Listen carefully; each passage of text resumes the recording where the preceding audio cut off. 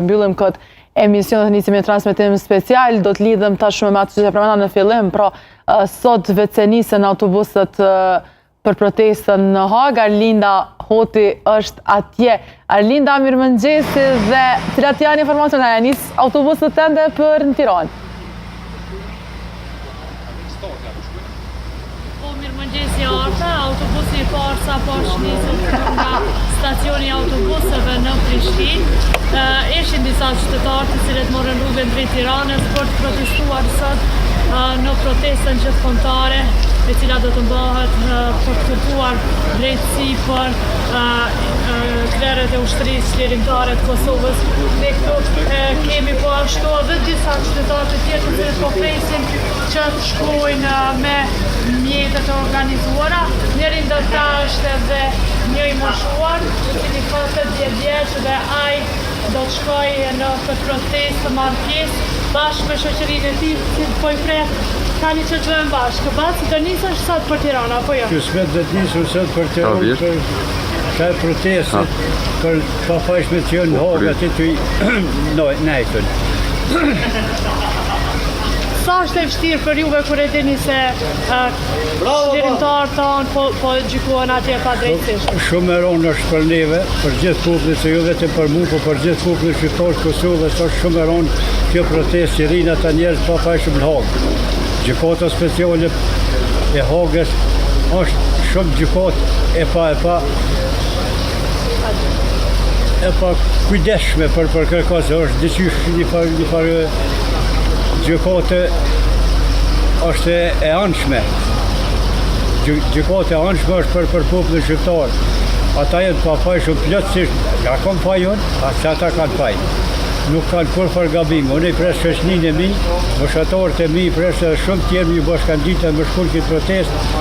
Dhe besoj që këtë protestë konë shumë proteste mire dhe qetë dhe Bas ju keni qenë edhe në Hagë kur është bajt protesta, si keni kalu atje? Në Hagë kemi qenë edhe kemi kalu shumë mirë. Edhe në konët pa pritueshëm më shku edhe nëse është nevoja më shku edhe 10 herë shku është deka në mëzot atje, jam I kënaqur më mëzot deka atje se nuk kam shkalypin qabën më shku, kurse është kemi vllazit atje, djemë tonë atje, pa fajshëm të nejtë në Hagë atje, kjo gjykatë duhet mu shpërbon gjithsesi, kjo gjykatë nuk është gjykatë e drejtë kjo. Kjo gjykatë është e anshme. Një anshme është kjo gjykatë për çdo person shqiptar që është. Kjo nuk duhet mu zbon. Po ndërrume, sa të vështirë keni rrugën, me qenë se keni qenë në Hagë fillimisht, sa e vështirë ishte rruga për juve, a mund të qëndronit me qenë se keni shku edhe me mjetë transporti pra me autobus?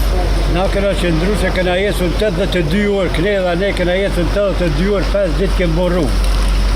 Deri na shku edhe na këthynën, po jem konën shumë I knaqshëm për rrugë, nuk të sto kër jem këthynën, në Komaran, kër e marrë më paslo, du të më këthy edhe njëherë, I qaqë I papritushëm, më që isha këthy edhe njëherë, po edhe 10 herë kohë nevojët, unë jam I papritushëm më shkuve qitë moshën që kam atje për ata njerëz, që jenë pa fajshëm në Hagë atje.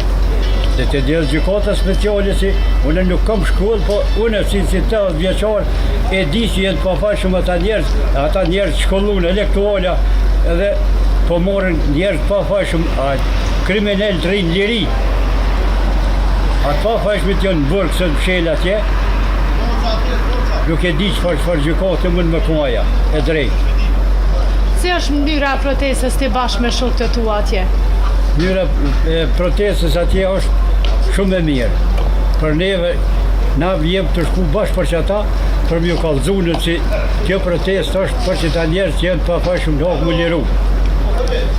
Faleminderit shumë, Bac. Edhe për ju e faleminderit shumë, e nera ju rritë. Knaqësi me ju që zoteta, faleminderit shumë. Faleminderit. Pra Arta, ishim me zotërisën Bytyqin, I cili na tregoi pak a shumë se si ka qenë pjesëmarrja e tij në protestën në Hagë, ashtu edhe protestën e sot me të cilën do të marrë pjesë. Siç e dim pra, autobusi I parë nga këtu, nga stacioni autobuseve është nisur me qytetarë nga Kosova të cilët po shkojnë atje për të marrë pjesë në protestën e cila do të mbahet në ora 17. vjet. Vletat e shpisoj se në këto orë të hershme nuk ishte një numër i madh, por besoj që gjatë ditës pritet numri të rritet dhe qytetarët vendit të nisen për atje. Nëse nuk keni ndonjë pyetje. Po, dhe Arlinda, është tash ora e vetme apo planifikohen që të nisen autobusët edhe më vonë, edhe gjatë ditës? Po, si që kemi bisedu edhe me personat përgjes të autobusëve, pra shoferin e autobusit, na kanë thënë që për orën 10 planifikohet tur më e madhe e qytetarëve cilët do të marrin pjesë në këtë protestë. Pra, e përmende pra edhe ti, mbetet të shihet se si do të shkoj. Realisht ka organizime edhe kështu mënyrë betanake që do t'jenë pjesëmarrës atje, por ne sigurisht që do t'jemi me një transmetim special dhe do të lidhemi sërish për të parë se si do të shkoj. Arlinda, të falenderoj shumë për këtë lidhje direkte dhe për gjitha këtu emocione. Realisht ishte një rrëfim goxha emocionues i ati të mushuarit që pate në intervistë. Sigurisht që gjitha ata që janë sot atje janë me emocione dhe kanë edhe shumë çka për të thënë, për të rrëfyer. Faleminderit shumë Arlinda.